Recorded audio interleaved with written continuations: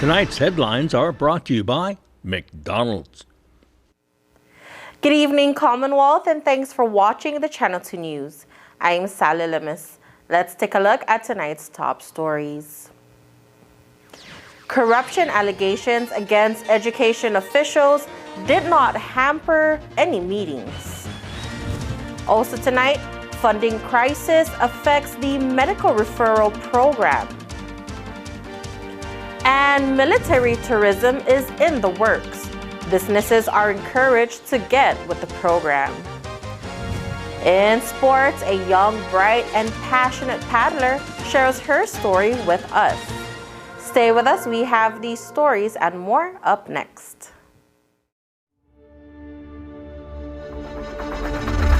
What's the move? Kinda wild out. Catch a groove. She said, where you going? What's the move? Kinda wild out. Catch a groove.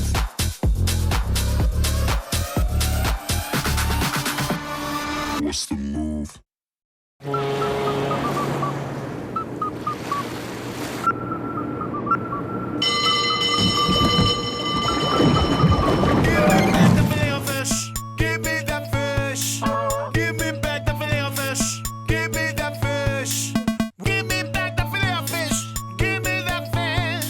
Try a double Filet-O-Fish sandwich for double the flavor, just in time for Lent. For limited time, served after 10:30 a.m.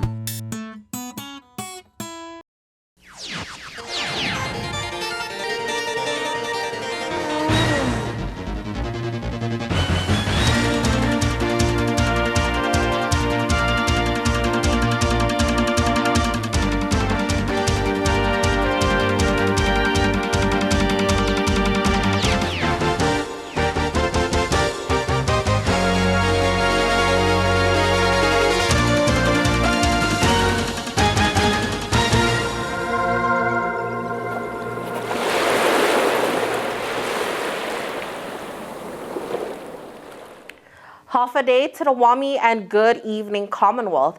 Today is Friday, March 24th, 2023. Will corruption allegations against certain education officials require them to pay back the money? As the board finally comes together, one official clarifies the situation. The Board of Education conference office up on Capitol Hill was jam-packed Thursday morning with anticipation of corruption discussions to take place. The BOE finally met for the first time this year after 3 attempts in over 2 months. Just this week, as the board prepared for its meeting, a whistleblower filed a complaint against Gregory Borja and Maisa Tenorio for alleged corruption by transferring federal funds to non-PSS organizations. Andrew Orsini told KSPN that his request to go into executive session during the first meeting was to discuss that very issue. According to PSS Interim Federal Programs Officer Jacqueline Che, each board member is allocated professional development funds to conduct official business, which includes commutes between Saipan, Tinian, and Rhoda. And in the past, any unspent money, they are given leeway to do with it what they want. So in the past, what they've done with unspent money is that they would donate it to NGOs, nonprofit organizations that service our students or have an educational purpose. Che took over the federal programs office after the retirement of former manager Tim Thornburg. She says since then, she reviewed each policy. When I came on board, I looked into the matter, and we are not allowed to be donating, let's say, funding, even if they're sourced from federal grants, right, to any entity outside of the organization, meaning outside of PSS. But there might be some flexibility because these are educational NGOs, servicing students, providing education, right? But in terms of if you're reading it line by line, the actual black and white is no donations are allowed outside of the district. Chase states that once she was aware of the issue, she brought up the matter to board members in September of last year. And because the language was not clearly clarified, she doesn't expect members to pay the money back.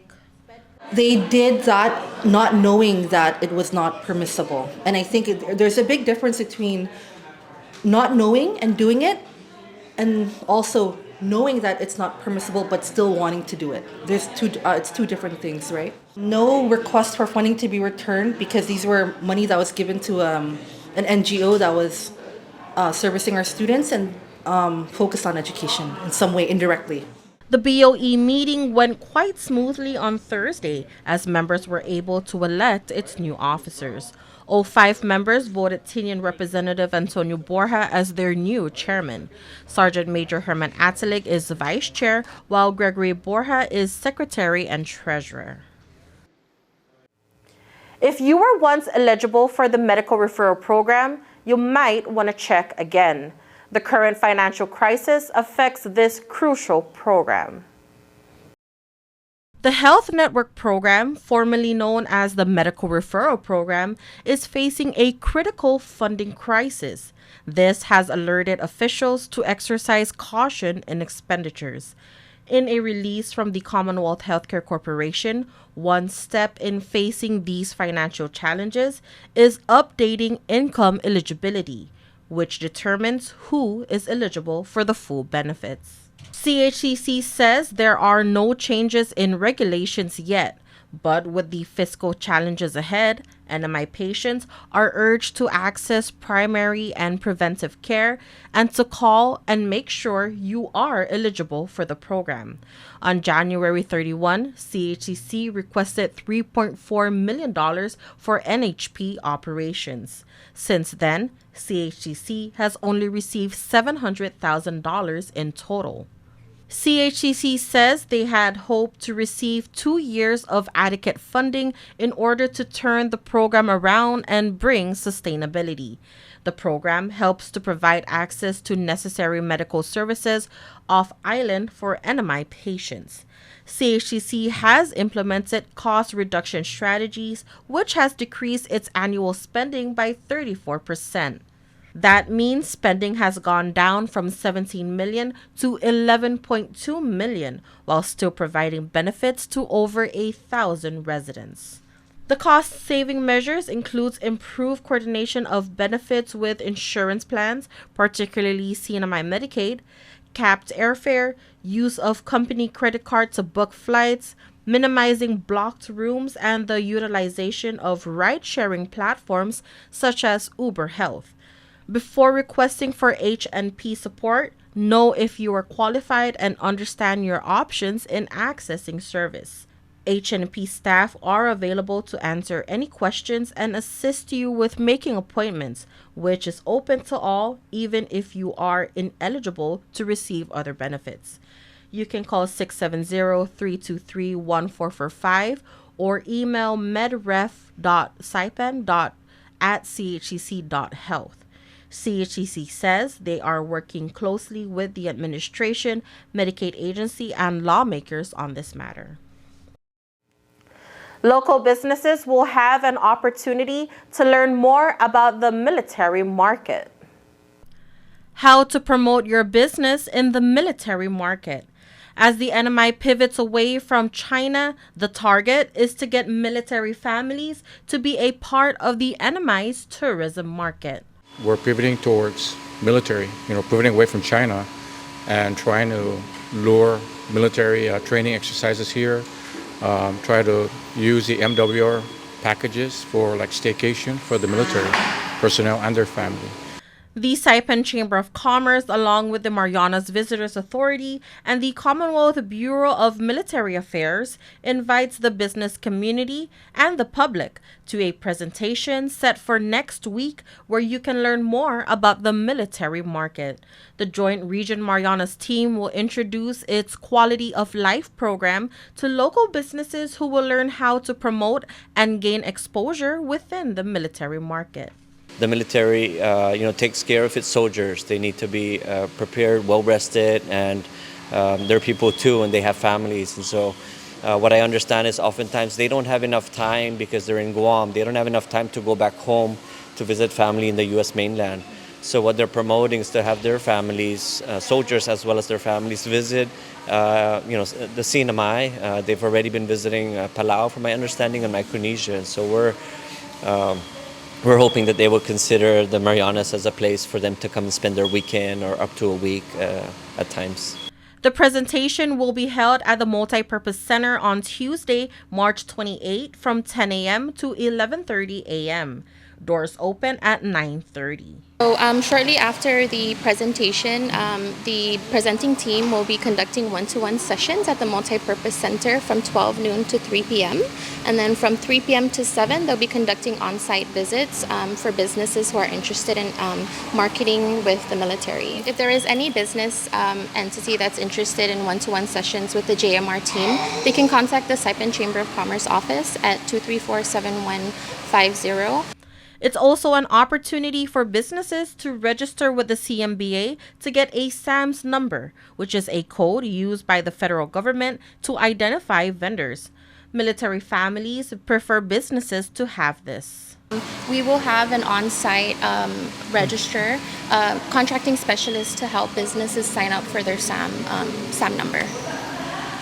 Businesses who deal with hotel accommodations, car rentals, leisure activities, water sporting activities, restaurants, and outdoor activities are encouraged to join.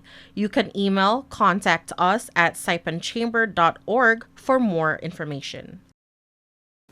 All right, coming up, looking for a weekend activity? We might just have one that's for you. Stay tuned.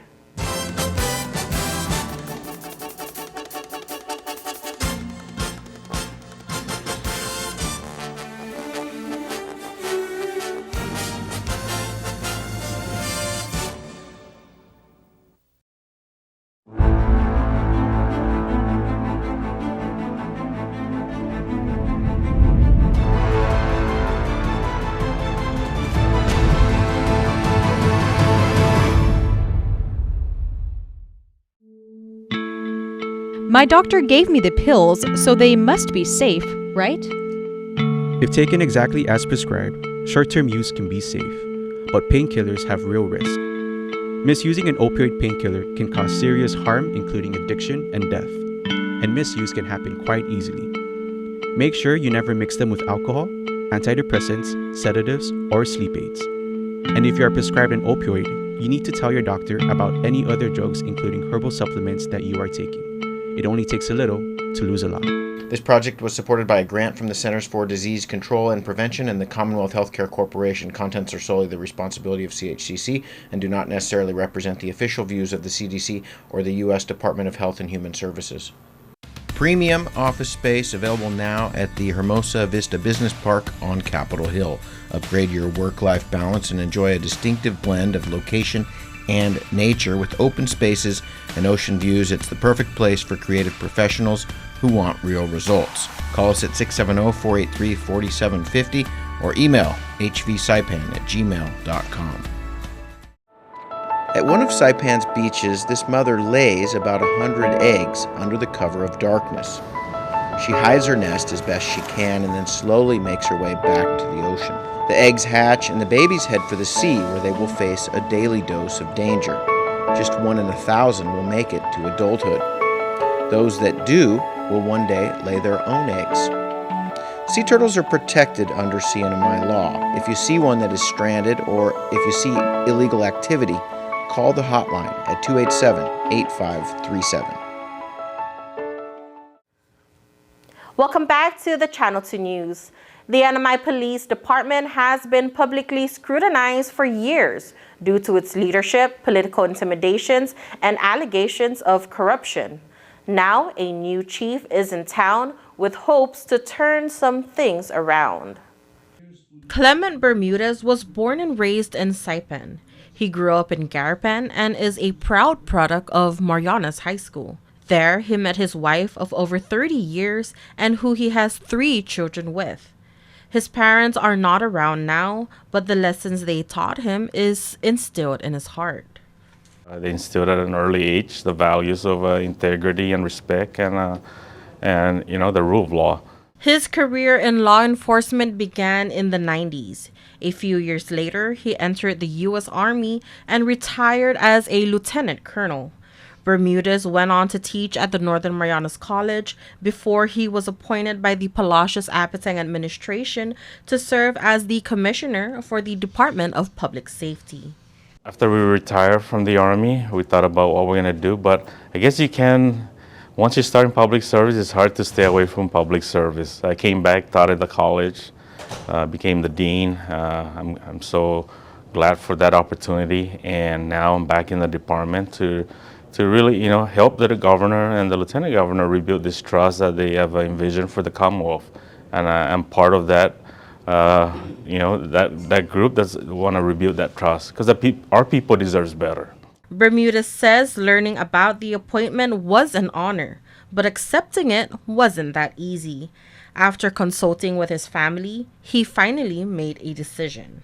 Returning to public service is one of those honorable roles that we can do in our society, and so the leadership experience that I've had, and being graduating from an academy, being having the same credentials that any police officer has out there, I believe restores the integrity of the office of the commissioner.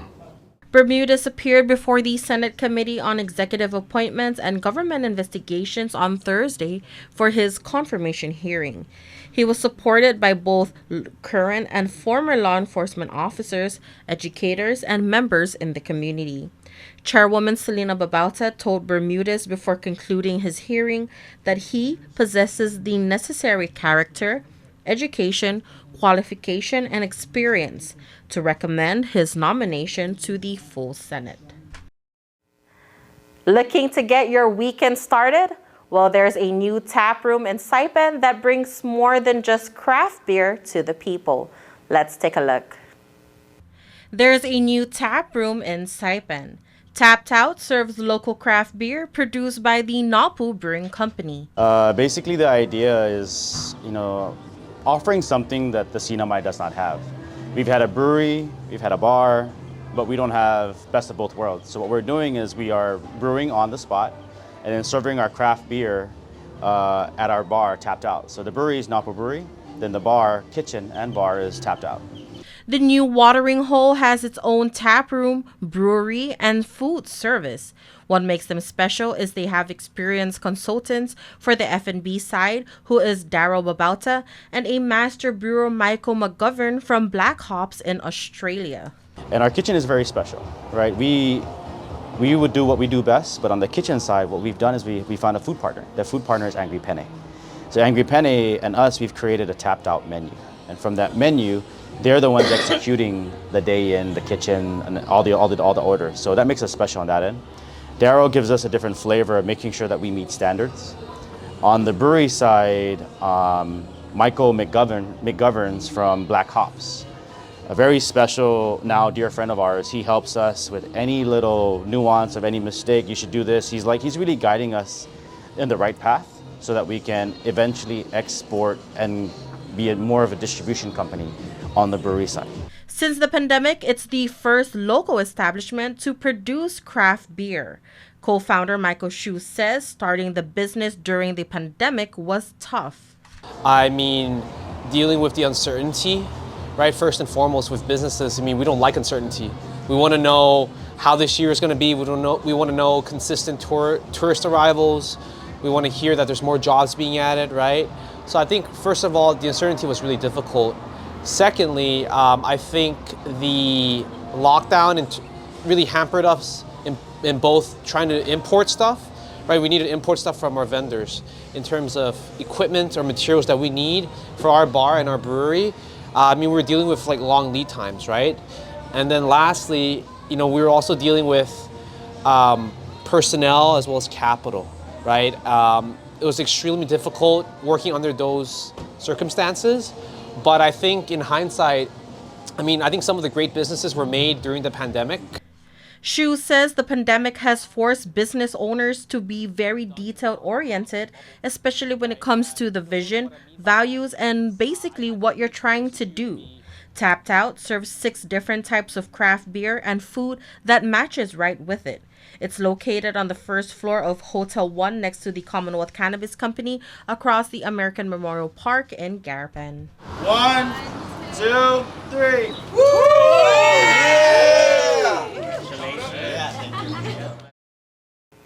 All right, folks, don't go anywhere. We have sports up next.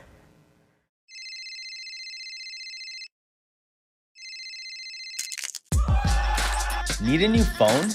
Trade in now and get up to $500 off our best 5G devices.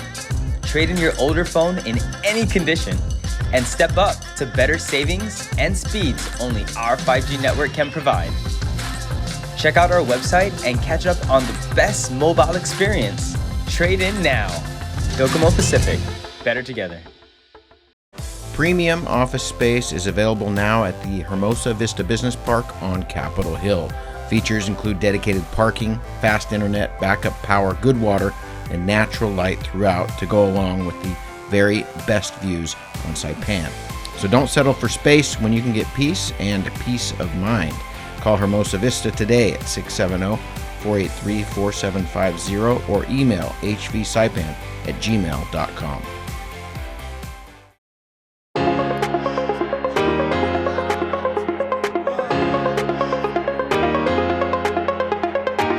Hey, golfers, come north and practice your game at the Marianas Driving Range. New Year's local specials. 10-piece coupon books available for just $60. That's a $10 savings. Want to get really good? Come work on your swing every day for just $99 per month. It's our practice pass and you're going to love it. Grab your passes and go straight to the range. You can social distance and chip all at the same time and the views are free. Reserve now at marianastrekking.com. You can pay online, open 7 days a week.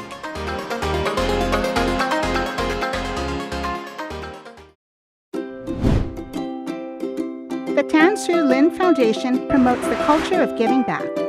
The foundation and its generous partners are committed to supporting programs that include health, education, and sports. Initiatives that promote arts and culture, the environment, and tourism will benefit our community and our residents. Giving back and making a difference will help ensure that the island paradise we call home will be a better place to live.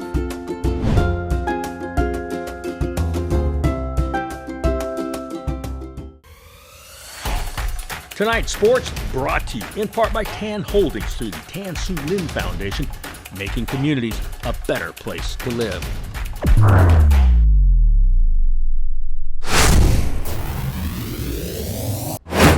Buenas sports fans.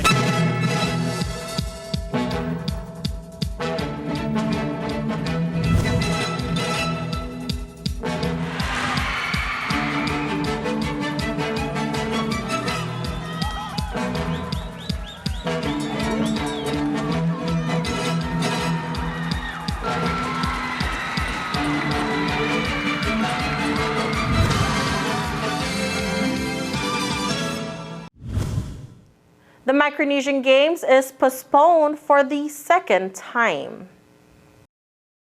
The 10th Micronesian Games have been postponed indefinitely according to the Micronesian Games Council. The games were set for this July in Majuro, Marshall Islands. The Micro Games were actually initially set for July and August of 2022, but had to be postponed back then due to the COVID-19 pandemic and the unfinished construction of the new Marshall Islands Stadium. According to Joey Miranda III, who is the Secretary General of the Micronesian Games Council, the venues won't be fully ready in time. Crews are still working on various sports venues, which include basketball, athletics, softball, beach volleyball, and tennis. Miranda added, quote, "There are other issues involved. It's not too much to handle. They are working on those. It is the safety of the athletes and the audience that is our concern. We want to have a viable and safe environment for everyone who is going to be there," unquote. NMI National Paddle Sports Federation President shares his sentiment about the postponement of this year's Micro Games. But yeah, upon hearing the postponement of the the Micronesian Games in Marshall Islands. A little bit disappointing because we look forward to that race, and we're sort of like, you're ready for something, and you want to make it happen, and then now they postpone it, and we don't know when it's going to happen. So we're kind of like hanging in the air now, trying to adjust work schedule, training schedule, family schedule, and so it has a chain reaction down to your personal life, because you want to commit to something now, it's been postponed, and you just don't know when it's going to happen. So we're going to continue to we're going to meet next week as a federation and with the athletes who are interested in trying out for the Micronesian Games, and we hope to get more concrete update before our meeting from NAMSA, so we can have a better planning going forward from next week. The Micronesian Games is a sports competition hosted by its participating island members on a rotating basis. The games were first held in 1969 here on Saipan, the Northern Mariana Islands. This young, bright paddler shares her story with us as tonight's young star. Continuous effort, not strength or intelligence, is the key to unlocking our potential. A quote by Leanne Cardes. Young Star Shining, brought to you by the Tan Su Lin Foundation. Our young star for tonight is a paddler from Marianas High School. Here is 16-year-old Emma Chong. My name is Emma Chong. I am 16 years old. I attend Marianas High School and I am currently a junior. Chong joined the MHS Outrigger team 3 years ago when she was a freshman. I began paddling my freshman year with the MHS, previously MHS Outrigger team, now MHS VA.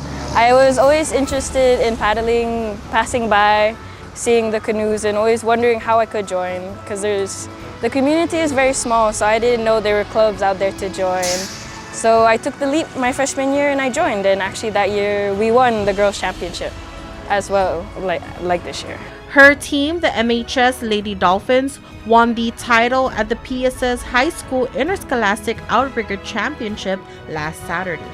Winning was not easy like anything else, and I'm very proud of my crew. As a captain, as a steers, I can only do so much to motivate them and to push them to be their best selves, and I'm glad that as I put in 110% effort, they did too.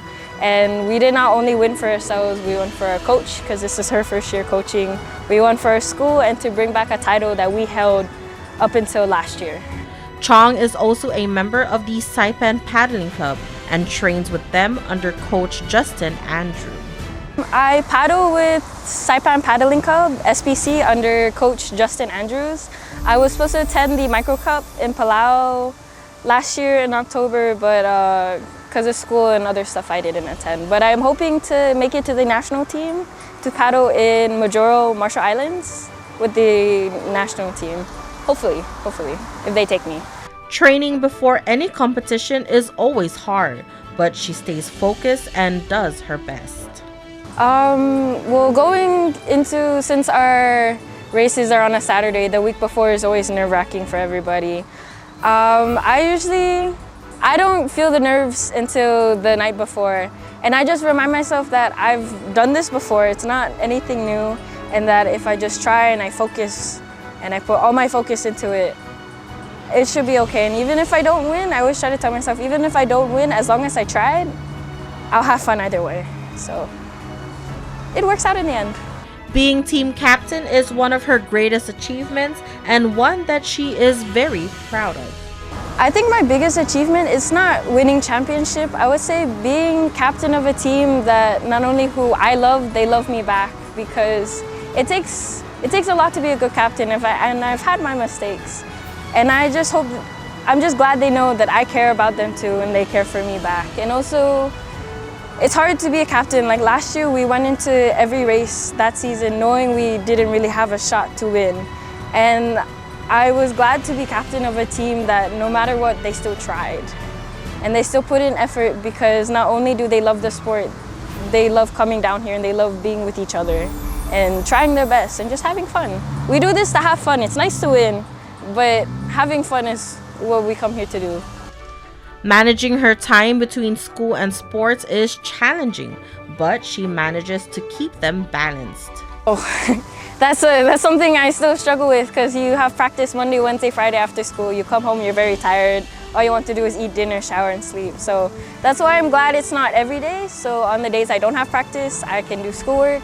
And I'm glad that I have a free period to do schoolwork. And it's just, I try to make it balanced. It gets very exhausting after a while, but I'm just glad that I have breaks so I don't burn out and lose the enjoyment I have for this sport. Because I really do love it, and I love the people who I paddle with. And I found another family here, and I found something that I'm good at that I can hold pride in, and I'm very happy for that.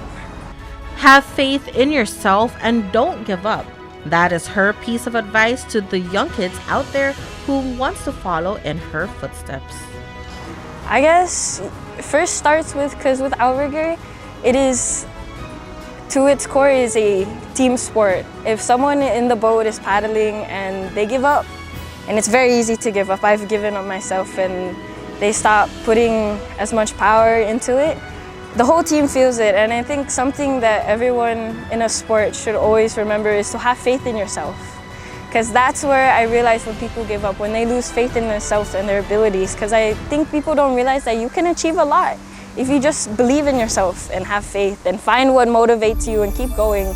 Because it's giving up is very easily, and a lot of us, everyone has their moments where they break. And I think pushing past that and really just keep trying, because if you love it, you'll keep going. And I think that's the most important part. Young Star Shining, brought to you by the Tan Su Lin Foundation.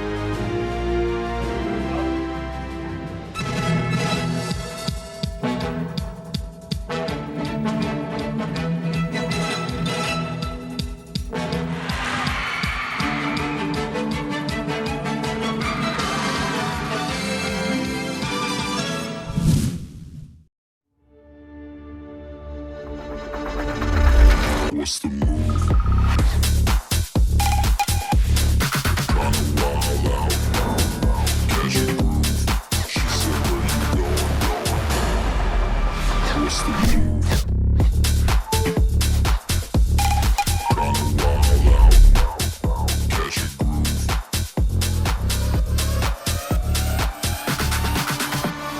What's the move?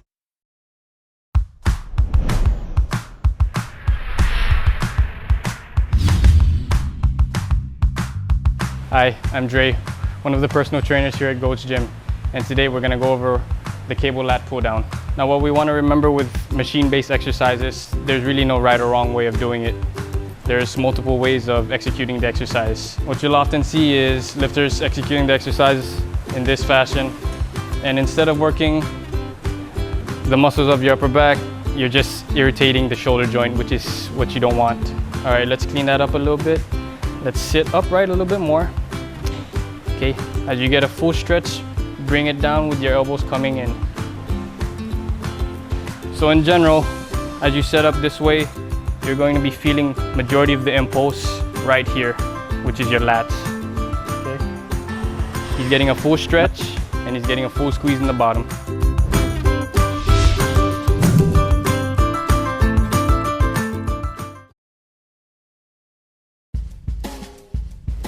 And for your KSPN weather report, mostly sunny with isolated showers. East wind around 17 miles per hour with gusts as high as 22 miles per hour.